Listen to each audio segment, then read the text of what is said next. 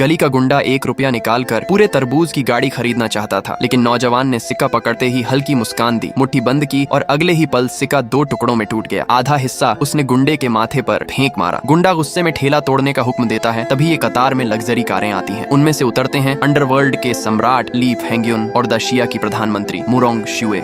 गुंडा हैरान रह जाता है जब दोनों उस नौजवान को झुककर सलाम करते हैं। उसे पता चलता है कि वो लड़का कोई और नहीं बल्कि द शिया का पहला युद्ध देवता और ड्रैगन टूथ संगठन का मुखिया शेन फेइन है, जो 7 साल पहले जहर का शिकार होकर गुमनाम हो गया था। 7 सालों से शेन फेई सड़क किनारे तरबूज बेचते हुए उस औरत को ढूंढ रहा था जिससे किस्मत ने उसे उस रात मिलवाया था। वो ली फेंगियुन और मुरोंग शुए से कहता है, अब मुझे ढूंढने मत आना। उसी रात वो देखता है कि एक छोटी बच्ची कुछ लोगों से भाग रही है। तभी एक कार उसके सामने आ जाती है। शेन फेई दौड़कर कार को हाथों से रोक लेता है। गुंडे उसे सबक सिखाने आते हैं, मगर वो सबको चुटकियों में गिरा देता है। फिर वह बच्ची को घर छोड़ने का फैसला करता है। रास्ते में बच्ची मासूमियत से पूछती है, अंकल आपका नाम क्या है? वो मुस्कुरा कर कहता है, शेन फेई, उम्र 40 साल। बच्ची हंसकर कहती है, अंकल मेरी मम्मी 25 साल की हैं, सुंदर, अमीर और तरबूज बहुत पसंद करती हैं। आपको बीवी चाहिए? घर पहुंचकर भी बच्ची तरबूज का छिलका तक खा रही होती है। शेन फेई उसे कुछ और तरबूज देने का वादा करता है, मगर जब वो उसका मुंह पोंछने के लिए रूमाल निकालता है तो उसके गले पर उन शेन परिवार मेइस्ट का जन्म चिन्ह देखता है और दंग रह जाता है। तभी बच्ची की माँ बाहर आती है। वही महिला जिसे वो 7 साल से ढूंढ रहा था। वो उसका धन्यवाद करती है और 10 लाख की चेक देना चाहती है, लेकिन वो मना कर देता है। बच्ची उसका हाथ पकड़कर कहती है, अंकल आप हमारे साथ रहिए। तभी महिला को फोन आता है, कल पापा का 60वां जन्मदिन है। बच्ची जिद करती है, मैं तभी जाऊंगी जब शेन अंकल साथ चलेंगे। महिला मुस्कुराकर 20 लाख की पेशकश करती है कि वो 3 दिन उनकी सुरक्षा करे। बच्ची के गले का निशान देखकर शेन फेई मान जाता है, बिना जाने कि वो उसकी ही बेटी है। अगले दिन तीनों समारोह में पहुंचते हैं। महिला के पिता गुस्से में कहते हैं, 7 साल पहले तूने बिना शादी के बच्चा पैदा कर हमारे खानदान को बदनाम किया। बड़ी बहन ताना मारती है, पापा के लिए क्या तोहफा लाई है? महिला कहती है, तांग बोरलोंग की असली पेंटिंग। सब चकित रह जाते हैं, मगर बड़ी बहन उसे नकली साबित कर देती है। पिता गुस्से में कहते हैं, तू हमारे नाम पर कलंक है। तभी शेन फेई आगे बढ़कर कहता है, असल तोहफा ये है, और एक पुरानी बोतल निकालता है। सब हंसते हैं कि ये तो कचरे की शराब है। शराब स्कैनर से सबकी बोतलें जांची जाती हैं, किसी की 5 लाख, किसी की 10 लाख की। सब शेन फेई की बोतल को बेकार कहते हैं, लेकिन छोटी बच्ची आगे बढ़कर कहती है, ये शराब असली है। शेन अंकल झूठ नहीं बोलते। सब हंसते हैं, तेरी माँ तो दिवालिया है, वो क्या जाने असली चीज क्या होती है। बच्ची की आंखों में आंसू हैं और शेन फेई की निगाहें आग बन जाती हैं। अब सच्चाई दुनिया के सामने आने वाली है।